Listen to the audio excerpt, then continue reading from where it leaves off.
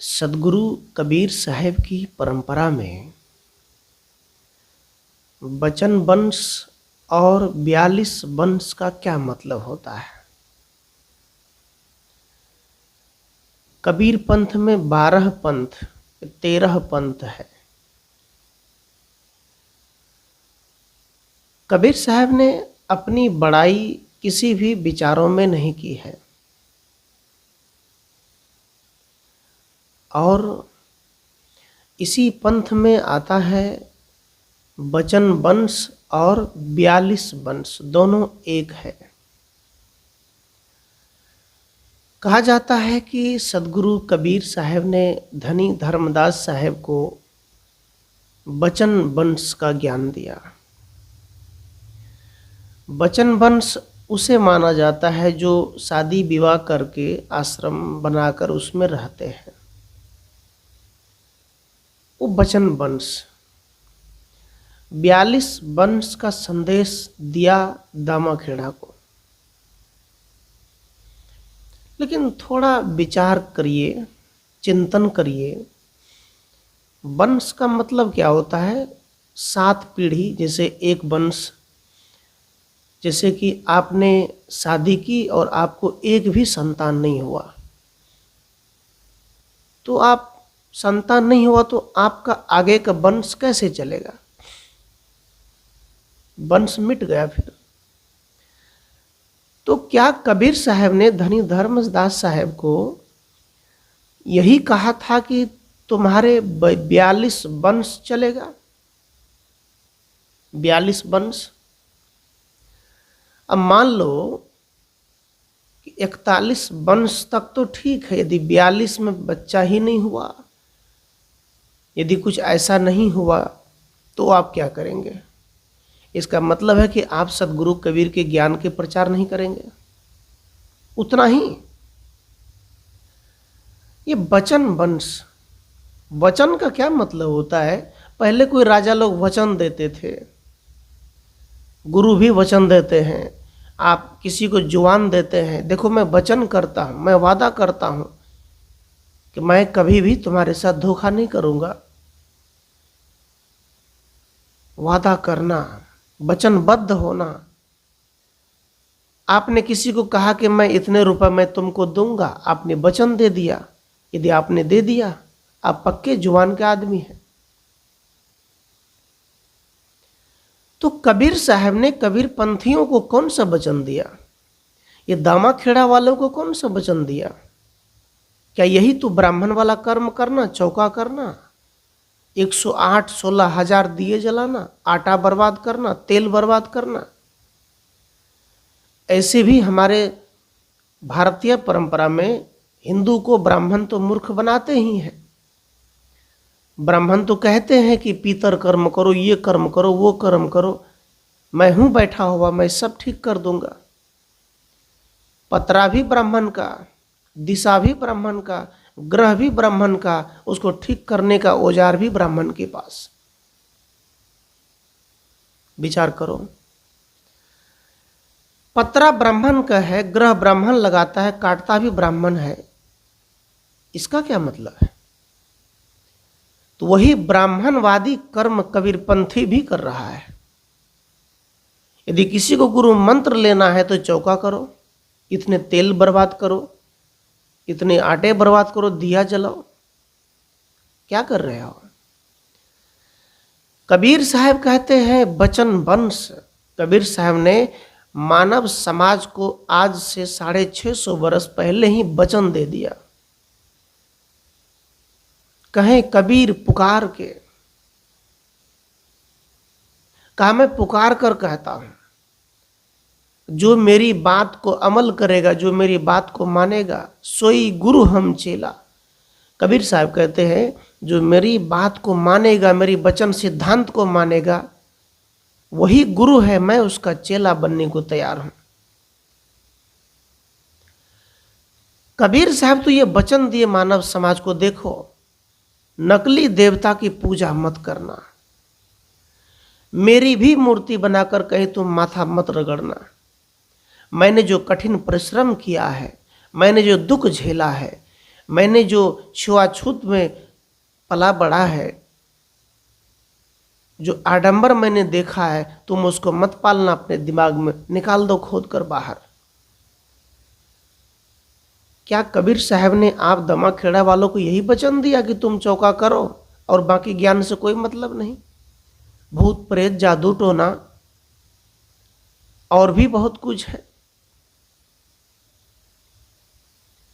नवोदय यात्रा, अरे भरम मिटाने की यात्रा करो, भरम मिटा डालो, गली गली में घूम करके लोगों को जगाओ जो कबीर साहब ने जगाया। केवल सतनाम कहने से भी काम नहीं चलेगा। कबीर साहब कहते जो कर्म मैंने किया, जितना मैंने अपने को तपाया वो तुम करो। तो वचन, आपने अपने चेले को कौन सा वचन दिया? चौका करने का, कान फूकने का? ये वचन मत दो। आप उसे अंदर से ऐसी अलख जगा दो, ऐसी आत्मदृष्टि का ज्ञान दे दो, उसे अपने आप में होश में खड़ा कर दो, ताकि वो व्यक्ति अब सदगुरु कबीर जैसे ही चमकने लग जाए, सदगुरु कबीर जैसे ही महान क्रांति आ जाए उसके अंदर। ये काम नहीं करते, बस 42 वंश के चक्कर में पड़े हैं।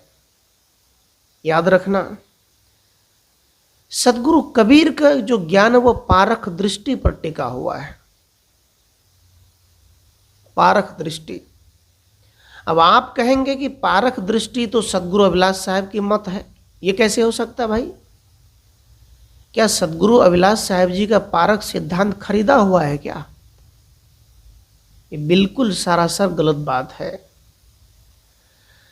आप पूरी बीजक को उल्टा करके पढ़िए, देखिए, तो आपको यही सिद्ध होगा कि सदगुरु कबीर का ज्ञान ही परख दृष्टि पर टिका हुआ है। परख दृष्टि। सदगुरु कबीर पैनी नजर रखते हैं, तार्किक ज्ञान रखते हैं, बुद्धिवादी है। अंधश्रद्धावादी कबीर साहब का ज्ञान नहीं है, तर्कवादी है, तर्क संगत है। तो कबीर साहब की बीजक पढ़ने से यही पता चलता है। वो कहते हैं परखो बूझो जानो तब मानो, ये कहते हैं। चौका का सात्विक अर्थ होता है जिस जगह हम नीपते हैं, चौका लगाते हैं, बैठते हैं, पवित्र हो गया। कबीर साहब कहते अपने अंतःकरण को ऐसा पवित्र करो, एक निर्मल गुरु की गुरु मंत्र वचन लेकर ऐसा सुमरन ध्यान करो कि तुम्हारे ही अंतर्घट में वो आत्मा राम जग जाए और तुम्हें आवाज दे के खोजो मत, मैं ही हूं राम। ऐसा प्रयास सदगुरु कबीर ने कहा करने के लिए। एक चौपाई, एक दोहा भी बोलते हैं, गगन मंडल से उतरे सदगुरु सत कबीर, अन्नहार करते नहीं ताका नाम कबीर। गगन मंडल से उतरे सदगुरु सत कबीर। याद रखना, अपने कर्म वासनाओं के संपर्क में आकर ये जीव हमेशा दुखी और पतित होता है। पूर्व जन्म संस्कार को लेकर फिर से वो जन्म में आया। सदगुरु सत कबीर। अब ये सदगुरु सत कबीर का क्या मतलब है? कबीर साहब के अंदर जो आत्मा थे, कबीर कौन मतलब काया, ये शरीर काया है, ये महल है, घर है, इसमें एक वीर है। वीर मतलब बलवान योद्धा है, वीर कहते हैं। आप विचार करो, यदि आप कहीं डरते हैं, कामों से डरते हैं, पढ़ने से डरते हैं, यदि आपको हिम्मत नहीं है, कुछ कर दिखाने की क्षमता नहीं है, आप गलत चीज़ खा पी रहे हैं, आप छोड़ नहीं सकते, आप जुआ खेल रहे छोड़ नहीं सकते, नशा करने छोड़ नहीं सकते, इसका मतलब आप हैं तो जीवित हैं, किंतु आप मरे हुए हैं। जिंदा में जो व्यक्ति नहीं जग सकता वो जिंदा में ही मर चुका है।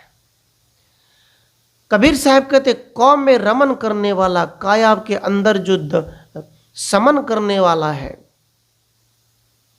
यही कौन है?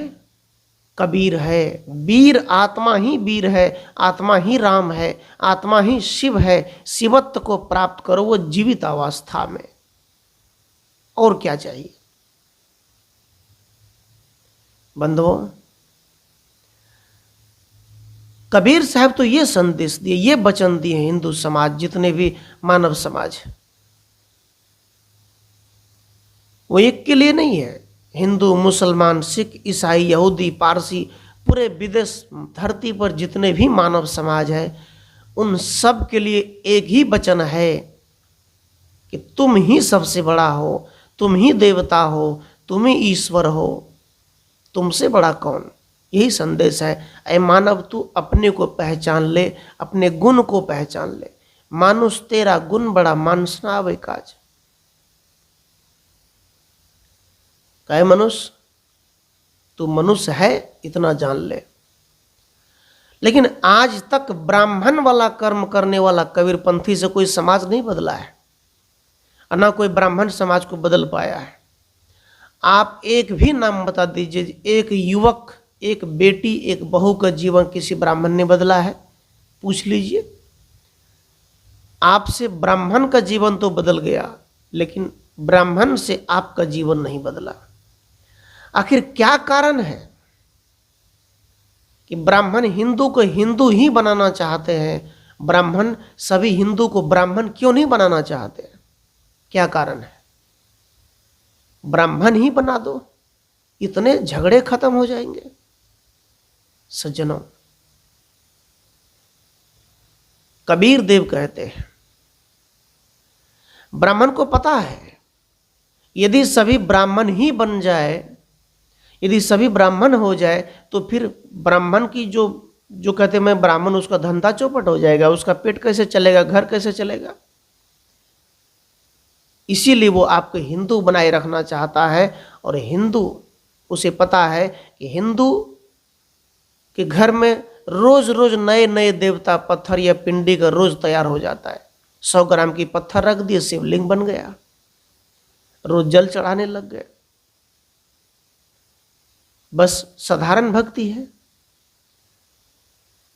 दुकान जा रहे, बिजनेस जा रहे हैं, सड़क से जा रहे हैं, बगल में एक नकली देवता बैठा दिया, हाथ जोड़ लिया, उसे लगा कि सब ठीक हो जाएगा। सज्जनों, आप अपने जीवन सफर में, जीवन यात्रा में सुंदर कर्म करो, अच्छी वाणी बोलो, प्रेम का उठक बैठक करो, मेहनत करो, पैसे कमाओ, और अच्छे गुरु की सत्संग करो, तब आपके जीवन में परिवर्तन आएगा। याद रखना, ब्राह्मण भी दक्षिणा लेते हैं, संत भी दक्षिणा लेते हैं, लेकिन दोनों में अंतर क्या है? जब ब्राह्मण आपके घर जाते हैं तो आप ये सोचते हैं कि जो कुछ करे ब्राह्मण देवता करे, हमें क्या मतलब। लेकिन कबीर साहब कहते जब संत आपके घर जाते हैं तो जैसा जीवन संत का होता है वैसा जीवन आपको कहते हैं जीने के लिए। कबीर साहब ने साधना की, तपस्या की, कपड़ा बुनते हुए, अपने माता पिता की सेवा करते हुए कठिन परिश्रम की। कबीर साहब ने खोज किया, तर्क किया, सत्य की खोजी बना, और वो सार ज्ञान निचोड़ करके आपके सामने दे दिया।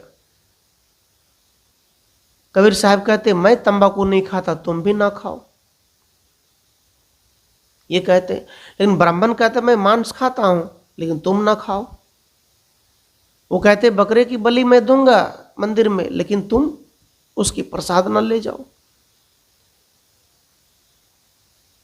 ज्ञान मिला आपको? इसीलिए कहा पारक सिद्धांत सबसे उत्तम। आज कबीरपंथ समाज में पारखी ज्ञान सबको जरूरी है। पारखी ज्ञान जब तक नहीं होगा, तर्क वाला ज्ञान नहीं होगा, तब तक आप फंसते जाएंगे। पारक सदगुरु कबीर का जो ज्ञान है वो पारक सिद्धांत पर टिका हुआ है। अब कबीर साहब के पास कोई साधक जाएगा, वो क्या कहेगा? कहा सदगुरु कबीर से कहा, हे भगवान मैं क्या करूं, किसका ध्यान करूं, किसका पूजन करूं, कैसे करूं, अपना कल्याण कैसे करूं, अपने को प्राप्त कैसे करूं? तो क्या धनी धर्मदास साहब को यही कहा कि तुम चौका करो? ये बचन वंश वालों से पूछना चाहता हूं। तुम इतने खर्च कर लो चौका करके, आपको आत्मज्ञान नहीं होगा। यदि आपने एक अच्छे गुरुजन के सत्संग में बैठकर जाकर ध्यान कर लिया, सत्संग सुन लिया और विचार कर लिया, आपको आत्मज्ञान हो गया। और ऐसे बचन वंश वाले कहते हैं कबीर साहब को तो जन्म ही नहीं हुआ, कबीर साहब तो ऐसे ही आकाश से आ गए। कौन आता है भाई? कबीर पंथ होने के नाते हम कबीर साहब के झूठे साबित करने के चक्कर में इतने महिमा मंडन कर दिए, इतने श्रद्धा में चले गए कि अंधश्रद्धा बन गए। श्रद्धा ठीक है, किंतु इतनी ही श्रद्धा, इतनी ही तारीफ न करो। हर व्यक्ति का जन्म होता है, हर व्यक्ति संसार में आते हैं और सबका माँ बाप से जन्म हुआ है। जैसे बुद्ध का जन्म हुआ, रामकृष्ण का जन्म हुआ, वैसे ही सदगुरु कबीर का जन्म हुआ। सीता के माता पिता के पता नहीं चलते तो क्या कहेंगे आप? लेकिन सीता माता ने अपने जीवन काल में इतनी सहन की, उतनी तपस्या तो राम जी भी नहीं किया। सीता के जैसी तपस्या स्त्री उनकी जैसा कौन की? कर्ण किसके पुत्र थे? कहते माँ बाप के पता नहीं चलते। व्यासदेव के माँ बाप के पता नहीं चलते। आप क्या कहेंगे? आपको कबीर साहब के माँ बाप से क्या लेना देना है? उनके ज्ञान से लेना देना है, उनकी आचरण, उसकी प्रखर ज्ञान, जो तेजवान ओजवान ज्ञान है, उससे मतलब है ना। सज्जनों, कबीर साहब कहते हैं अन्न हार करते नहीं ताका नाम कबीर। ये आत्मा अन्न नहीं खाते, शरीर अन्न खाते हैं। तो इसका मतलब क्या कहेंगे? पानी से पैदा नहीं, श्वासा नहीं शरीर। शरीर तो पैदा हुआ, ये आत्मा शरीर में है, लेकिन शरीर तो पंचतत्व से पैदा हुआ है। इसमें मिट्टी का अंश है, सूरज का अंश है, अग्नि का अंश है, ठंडक का अंश है, कठोरता है। ये तो पैदा हुआ है, ये मां के गर्भ से ही पैदा हुआ है। सज्जनों, चौका करना एक प्रकार से पंडित वाला कर्म है कबीरपंथियों का, पंडित वाला। लेकिन सदगुरु कबीर की मूल बीजक को जब पढ़ेंगे आप, तो आपको पता चलेगा कि सदगुरु कबीर का मूल सिद्धांत क्या है। सदगुरु कबीर ने पूरे पाखंडवाद का विरोध किया। पाखंडवाद उनके सामने टिकते नहीं, तो आप कबीरपंथी होकर कबीर साहब के नाम पर पाखंडवाद क्यों करते हैं? क्या मतलब है? बचन वंश कर लिए, 5 परिवार मठ में बैठ गए, चौका में पैसा ज्यादा आते हैं, आपका धंधा चल गया, लेकिन कबीर साहब का ज्ञान दब गया। इसलिए प्यारे सज्जनों, सदगुरु कबीर साहब का जो ज्ञान है, यदि असली ज्ञान को पढ़ना चाहते हैं, ये अनुराग सागर, कबीर मंसूर, थोड़ा देर के लिए आप पीछे रख दो, आप आगे रखो सदगुरु कबीर का मूल बीजक। और उस बीजक में बीजक बित्त बतावे जो बित्त गुप्ता होए, और ऐसे शब्द बतावे जीव को बूझे बिरला कोय। पहले के राजे महाराजे जब घर बनाते थे तो उसको अपना धन रखते थे, तो देख लेते थे कि मंदिर की जो छां है वो कहाँ तक जाते हैं, सूरज की छां कहाँ तक जाते हैं, वहीं धन गढ़ते थे। पहले के लोग मट्टी के घड़ा में जमीन के अंदर पैसा रखते थे, धन छुपाकर। ऐसे ही साहब कबीर कहते बीजक वित्त बतावे जो वित्त गुप्ता है। सदगुरु कबीर कहते हैं कि मेरे जो बीजक को पढ़ेंगे मैं उसे गुप्त धन की रहस्य बताता हूं। गड़ा हुआ है, कोई चोर कहीं सोना चुरा लेता है, कोई से सामान चुरा लेता है, पुलिस पकड़ते हैं, कहाँ है धन बताओ, तो बताते हैं गुप्त धन। आपका एक संसारिक धन होता है, पैसा होता है, लेकिन सदगुरु कबीर कहते हैं आपका जो निजी धन है वो अपना धन है, राम धन है, परमात्मा धन है, ईश्वर धन है, वो कहाँ है? तो मैं बताता हूं। कबीर साहब कहते हैं जो वित्त गुप्ता होए ऐसे शब्द बचावे जीव को बूझे बिरला कोय। कबीर साहब कहते हैं वो धन तुम्हारे पास है, तुम हो। कबीर साहब भटके हुए जीव को रास्ते पर लाकर खड़ा करते हैं और सदगुरु कबीर ने ऐसा किया भी। बड़े बड़े राजाओं को छक्के छोड़ा दिए। मुसलमान ने कहा इस्लाम कबूल कर ले तो गर्दन उड़ा दूंगा। कबीर साहब ने वो इस्लाम कबूल नहीं किया, ना हिंदू धर्म कबूल किया, क्योंकि पता थे जितना भटके हुए मुसलमान है उतना भटके हुए हिंदू भी है। उसमें ब्राह्मणवाद है, मनुस्मृति जो समाज को बांटने का काम करता है, छुआछूत जात पात में बंटने वाला, नीच ऊंच। कबीर साहब ने कहा एक समान सबके लिए शिक्षा हो, एक समान सबके लिए भोजन हो, ऐसा चाहूं राज में जहां मिले सबन को अन्न। संत रविदास जी महाराज कहते हैं